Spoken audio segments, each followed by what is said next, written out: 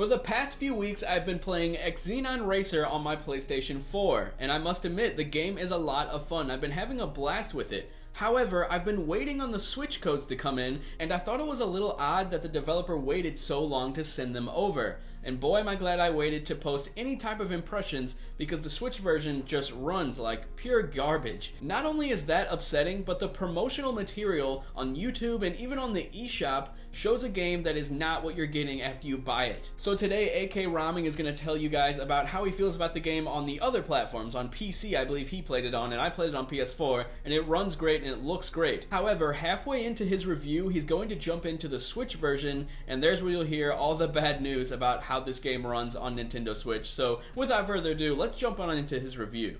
3D Cloud's Xenon Racer turns the futuristic racing genre on its side by deliberately going against the status quo of creating yet another F-Zero/Wipeout clone. Instead, it takes place in a world set in the near future of the year 2030, where you're put behind the wheel of 16 race cars that are the last of their kind before hover technology takes over. Xenon Racer has a lengthy campaign that's filled with fast-paced, hard-pumping races that kept me on edge, primarily due to its difficulty. Mastering the surprisingly complex drift mechanics and one-shot boost system is the key to winning, all while trying your best not to get your car destroyed. And winning is the only option, as every race is a fight for first and nothing less. This duel takes place literally across the globe as you tear up the track in real-world locales such as Miami, Shanghai, Canada, Tokyo, Dubai, France, and Boston. With your roster of cars and customization parts only growing as you progress through the championship mode, Xenon Racer left me itching to come back throughout the 10 hours it took me to get to the final race. After it was all said and done, I felt good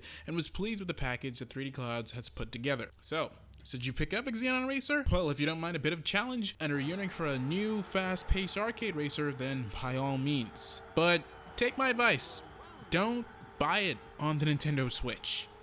You may have noticed that this review is not over yet, and that's because all of my words up until this point, while they've been positive, have actually been talking about the PC version. I received a review code for the PC version 2 whole weeks ago, which allowed me to complete that review for our sister site at PC Invasion in time for the game's release on March 25th. The Switch code didn't come in until the day of release. So, why the holdup? Well, it looks like the dev team was either trying to scramble together a somewhat competent-ish Switch port, or simply they were just trying to hide it until the last minute. Either way, this whole thing is a mess. Content-wise, Xenon Racer is actually the exact same on the Nintendo Switch as it is on the other platforms, but the Switch version has a frame rate of under 30 frames per second, which makes playing it very unenjoyable.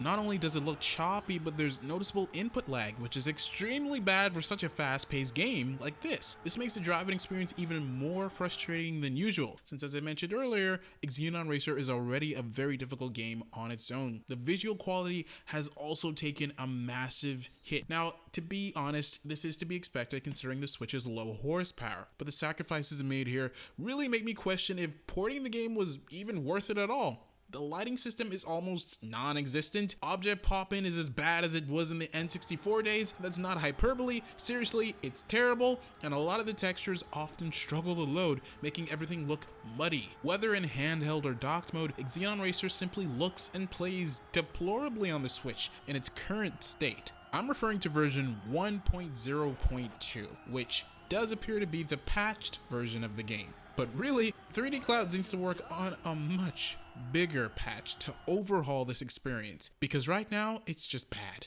What really is the most egregious thing about this entire situation is that none of what you see here is reflected in the promotional material. As of the time of writing, the eShop listing for this game has screenshots and a trailer that is representative of the other platforms. This game on the Switch does not look or run anywhere near as good as what's shown in those promotional materials. Even the launch trailer that's on Nintendo's own official YouTube channel is showing footage that's not representative of the Switch version. All I can say is that I'm disappointed immensely by this. I'm disappointed in 3D Clouds and their publisher Sedesco for letting the Switch version release in such a deplorable state. It should have been delayed. I'm also disappointed in Nintendo's management for allowing enhanced promo material to be distributed on their official channels and the storefront. Xenon Racer for Switch needs some serious work.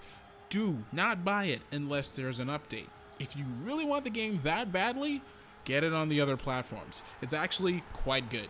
And you can check out my review of the PC version for a better representation of how this game actually is. But as for the Switch version, at a whopping $50, give it a hard pass unless something is done about it.